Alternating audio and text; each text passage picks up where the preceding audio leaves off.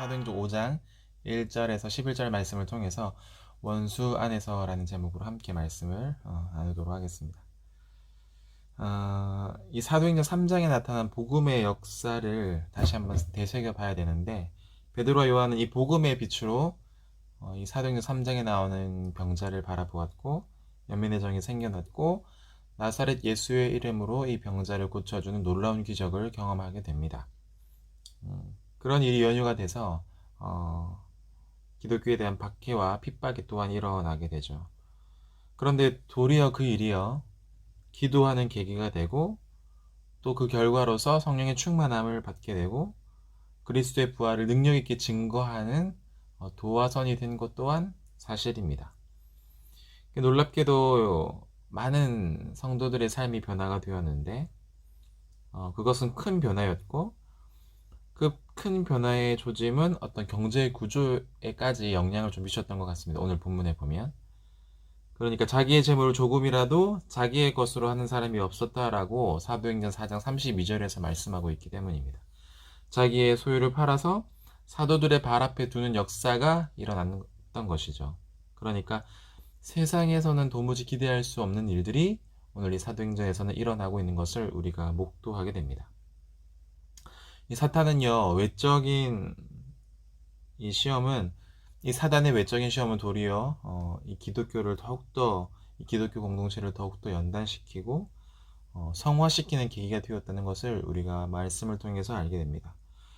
이 사탄은요, 그의 전략이 실패하게 되자 이 전략의 방향을 조금 바꾸는 것처럼 오늘 본문에서 보입니다. 그러니까 사람들로 하여금 비교의식을 가지게 하고 명예심을 자극하는 방법으로 이 그리스도인 공동체 안에서 혼란을 일으킵니다. 교회는 이제 더 어려운 시련을 감당해야 하는 상황에 맞닥뜨리게 된 것입니다. 오늘 말씀해 보니까 아나니아와 삽비라가 등장합니다. 사도행전 4장 36절에 보니까 이 아나니아와 삽비라의 행동은 바나바가 헌금한 것에 연유해서 이렇게 그들의 행동들이 실천되어진 것을 봅니다. 이 아나니아와 삽비라 부분은요, 결단하는 과정에서 시험을 받습니다. 오늘 읽었던 본문 사도행전 5장 3절에 보니까 베드로가 이르되 아나니아여 어찌하여 사단이 내 마음에 가득하여 내가 성령을 속이고 땅값 얼마를 감추었느냐라고 말씀하고 있습니다.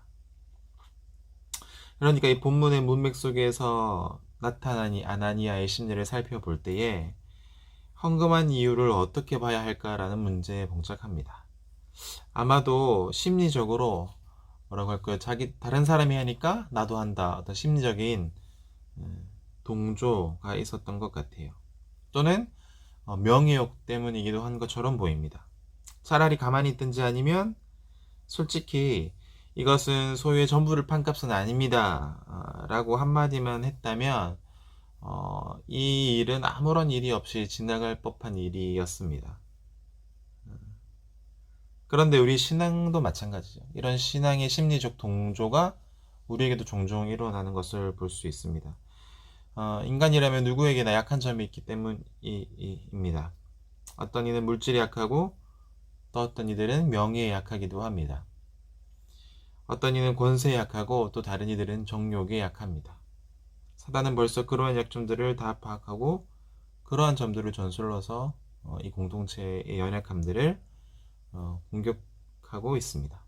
한 걸음 더 나아가서 그 공격점을 효과 있게 어쩌면 딱 명중시키게 하기 위해서 사단의 전술이 더 남아있는 것처럼 보이는데, 그것은 인간관계를 통해서 개인만 범죄하게 하게 하는 것이 아니라 더불어서 함께 범죄하도록 하고 있다는 겁니다. 아나니아와 삽비라는요, 더불어 범죄했습니다. 1절과 2절과 또 9절에 잘 나타나는데, 더불어 소유를 팔았다라고 1절에서 말을 하고 있고, 2절에도 사도들의 발 앞에 두고, 9절 말씀해 보니까 어찌 함께 꾀하여 라고 말합니다. 베드로가 이르되 너희가 어찌 함께 꾀하여, 상반절에 이렇게 말씀하고 있죠. 조심해야 합니다. 이 언약의 머리인 아담도요, 범죄하게 하기 위해서 사단이 하와를 동원한 것을 우리가 잘 압니다. 가까운 일을 통해서 우리는 유혹의 덫에 종종 놓이게 된다는 사실도 기억해야 합니다. 그리고 보니 전에는 감히 생각지도 못했던 이 선악과가 새롭게 보이게 되는 것처럼 그렇습니다. 육신의 정욕과 안목의 정욕, 이생의 자랑 이런 것들입니다. 이렇게 볼 때에 하나님께서 이 아브라함을 믿음의 조상으로 세우기 위해서 창세기 12장 1절에서 너희 친척 아비 집을 떠나라 하신 이유를 우리가 넉넉히 알 수 있습니다. 왜냐하면 인간은 연약한 존재이기 때문에 편안하고 안전한 곳에 정착하려던 생각이 강하기 때문입니다. 이런 곳을 떠나서 어떻게 하라는 겁니까? 오직 너 자신을 의지하지 말고 너의 편함과 너의 안위만을 생각하지 말고 오직 하나님만을 생각하라고 말씀하는 겁니다. 거룩한 백성을 만들기 위해서 이런 것들은 다 정리해야 된다는 것으로 이해하면 좋겠습니다. 인생의 관계를 통해서 거룩해지기도 하고 우리는 인생의 관계를 통해서 죄의 유혹에 빠지기도 하는 것 같습니다. 그래서 고린도후서 4장 14절에는 바울은 이렇게 권면하는데 너희는 믿지 않는 자와 멍해를 같이 하지 말라라고 바울은 권면합니다.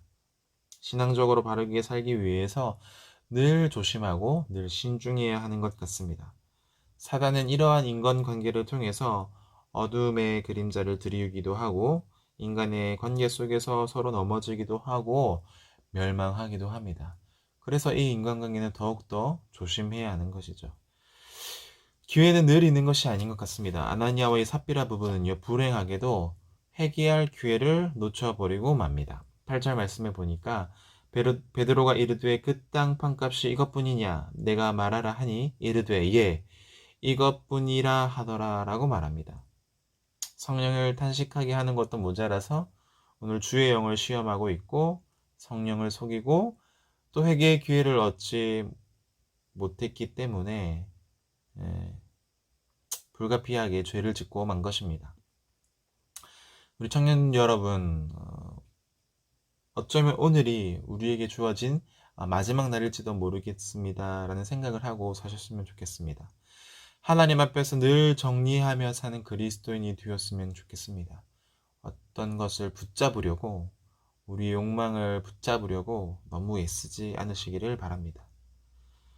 우리가 또 하나 알게 되는 것은요, 죄를 방치하면 점점 깊어지는 성질이 있다는 것입니다. 이것은 매우 심각한 문제인데 야고보서 1장 15절에서 이렇게 말씀합니다. 욕심이 잉태하여 죄를 낳고 죄가 장성한 즉 사망을 낳게 된다라고 말을 합니다. 우리가 잘 아는 시편 1편에도 복 있는 사람은 악인의 꾀를 쫓지 않고 죄인의 길에 서지 아니하고 오만한 자리에 앉지 아니한다라고 말씀을 합니다. 이게 점진적인 대구 어법을 사용하고 있는데 처음에는 그 죄를 쫓다가 그 다음에 그 죄 위에 서게 되고 그리고 그 죄에 완전히 주저앉게 된다라고 말합니다. 미미한 죄 하나하나씩을 처음에는 괜찮겠죠. 한두 번은 실수라고 할 수 있지만 세 번째, 네 번째 이런 죄 하나하나씩을 용서하게 되면 어떻게 됩니까? 그것은 쉬지 않게 되고 점점 더 심각한 상태로 발전하게 된다는 것을 말하고 있습니다. 새가 머리 위에 지나가는 것을 막을 사람은 아무도 없습니다. 그러나 머리 위에 둥지를 트는 것은 막을 수 있습니다. 성령의 검, 곧 하나님의 말씀으로 이러한 죄악들을 물리쳐야 하겠습니다. 우리가 다시 한 번 더 생각해야 할 것은 원수는 우리 안에서 일어나고 또 우리는 우리의 연약함 때문에 또한 공동체를 어렵게 할 수 있다는 사실들을 기억하고 오늘 이 시간 나와 또 우리 공동체를 깊이 들여다보고 또 환비 기도할 수 있는 그런 귀한 시간이 되어지기를 바랍니다. 기도하겠습니다. 하나님 아버지의 은혜를 감사합니다. 오늘도 주의 귀한 말씀을 들려주시니 감사합니다. 아나니아와 삽비라의 모습을 통하여서 우리 안에 있는 명예 욕구와 또 남들이 다 하니 나 또한 해야 한다는 그런 작은 죄악들이 또 이를 그르치고 한 개인을 타락시키며 또 공동체를 힘들고 어렵게 하는 사실들을 우리가 말씀을 통해서 배웠나이다.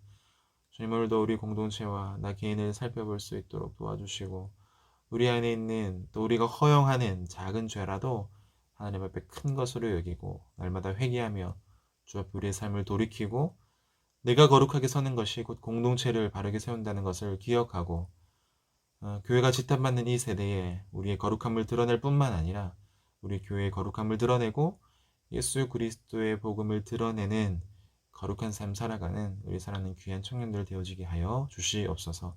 예수님의 이름으로 기도드립니다. 아멘.